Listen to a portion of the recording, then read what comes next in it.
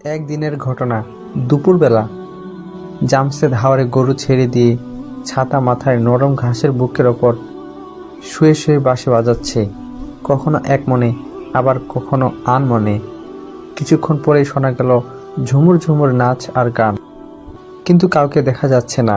জামশেদ কিছুটা ভয় পেয়ে এদিক সেদিক তাকালো, না কাউকে দেখা যাচ্ছে না। ভয়ে তার গলা শুকিয়ে গেল। ভাবলো এ কোনো তেলেস মাটি, আশেপাশে কেউ নেই, শুধু মাথার উপর সূর্য তীব্র উত্তাপ ছড়াচ্ছে। জামশেদ ভয়ে ভয়ে জিজ্ঞাসা করলো, কে তোমরা? আমরা পড়ি। জামশেদ অবাক হয়ে গেল, তবু জিজ্ঞাসা করলো, তোমরা কেন এসেছ? পরীরা বলল, তোমার বাঁশির সুর শুনতে। আমার বাঁশির সুর শোনার কি আছে? তারা বলল, তোমার বাঁশির সুর শুনে আমরা পাগল হয়ে গেছি। জামশেদ বলল, তুমি কে কথা বলছো? আমি বানেছা, পরী রাজকন্যা, সাথে আমার সাথীরা। আমি তোমাকে বিয়ে করতে চাই। তোমাকে আমরা এখন ধরে নিয়ে যাব আমাদের পরীর রাজ্যে। সেখানে মহা ধুমধামে তোমার সাথে আমার বিয়ে হবে। এবার জামশেদ বুকে একটু সাহস সঞ্চয় করে বলল, মানুষের সাথে আবার পরীদের বিয়ে হয় নাকি? পরীরা বলল, কেন হবে না? তোমাকে বিয়ে করার পর আমিও মানুষের রূপ ধরে থাকব। তাই নাকি? তুমি মানুষের রূপ ধরতে পারো? অবশ্যই পারি। তাহলে এখন মানুষের রূপ ধরো, আমি তোমায় দেখতে চাই। ঠিক আছে আমার প্রিয়তম। এই কথা বলে পরী রাজকন্যা বানেছা সাথে সাথে মানুষের রূপ ধারণ করলো। সাথীদের নিয়ে খিলখিল করে হাসতে লাগলো। আর এদিকে বানেছার রূপ দেখে জামশেদের মাথা ঘুরতে লাগলো। একই দেখছে সে, এত সুন্দর, এত সুন্দর, এত সুন্দর, কিভাবে সম্ভব? এই যে তার কল্পনারও অতীত। চোখ, মুখ, কান, নাক, চুল, হাত, পা, বুক, চিবুক, সবকিছু এত সুন্দর, এত এত অপরূপ, এত এত অপরূপ। সে ধীরে ধীরে জ্ঞান হারিয়ে ফেলল। জামশেদের বন্ধু রাতুল ও অহনা। রাতুলের দাদা মাওলানা মনির উদ্দিন খুব জানাশোনা মানুষ, বয়স প্রায় 17-এর কাছাকাছি, স্বনামধন্য ব্যক্তি। বিভিন্ন কাজে তার কাছে সর্বদাই লোকজন আসতে থাকে। তিনি একজন সাদা মনের মানুষ, সবার উপকার করার চেষ্টা করেন যথাসাধ্য। জিন ভূতে ধরা রোগীদের তিনি আরোগ্য করে থাকেন। রাতুল যেদিন দাদুর বাড়িতে পৌঁছালো, সে তার বন্ধু জামশেদ ও অহনাকেও সেখানে নিয়ে গেল।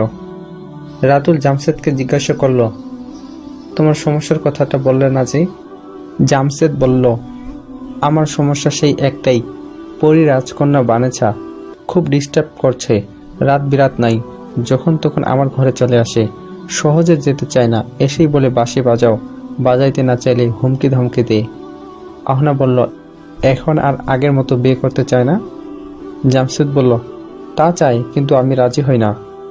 অহনা বলল, কেন রাজি হও না? রাতুল প্রশ্ন করল, পরী আর মানুষের কোনোদিন বিয়ে হয়? কেন হবে না? বিয়ে তো হয়, তাতে তো কোনো বাধা নেই, কিন্তু সমস্যা অন্য জায়গায়, বলল অহনা। জামশেদ বলল, কোন জায়গায়? অহনা বলল, আসলে সে তোমাকে ভালোবাসে না, ভালোবাসে তোমার বাঁশির সুর। যখন তোমার বাঁশিতে সুর থাকবে না, তখন কি হবে? সে তোমাকে কলার খোসার মতো ছুঁড়ে মারবে। রাতুল অহনার সাথে সম্মত পোষণ করল। তাহলে আমার উপায় কি? উপায় একটা আছে, কিন্তু সে তুমি পারবে না, বিজ্ঞের মতো বলল অহনা। জামশেদ জিজ্ঞাসা করল, কি উপায় বলো? অহনা বলল, তুমি উল্টো সুরে বাঁশি বাজাবে। তোমার বাঁশির যে সুর শুনে বানেছা মুগ্ধ হয়েছিল, এর বিপরীত সুর। কিন্তু আমি আবারও বলছি, সে তুমি পারবে না। জামশেদ বলল, কেন পারবো না? আমি অবশ্যই পারবো।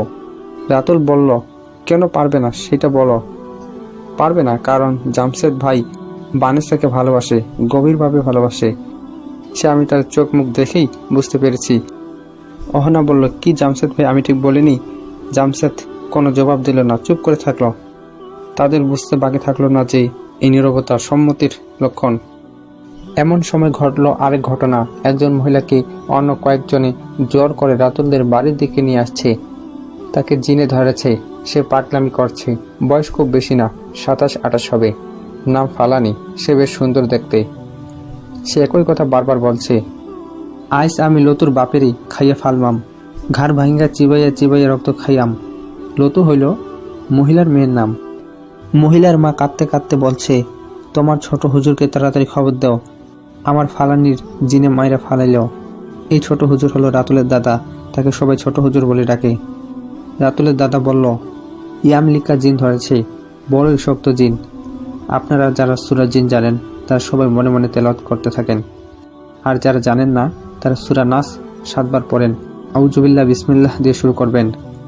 খুবই শক্ত জিন, সহজে ছাড়বে বলে মনে হচ্ছে না। আপনারা কিছু রশি আর লাঠি সোটা প্রস্তুত রাখেন। প্রথম পর্বটি এতটুকুই। যদি ভালো লাগে থাকে তাহলে অবশ্যই কমেন্টের মাধ্যমে জানিয়ে দেবেন। পরের পর্বটি তাহলে আপলোড করব। আসসালামু আলাইকুম রহমতুল্লাহ।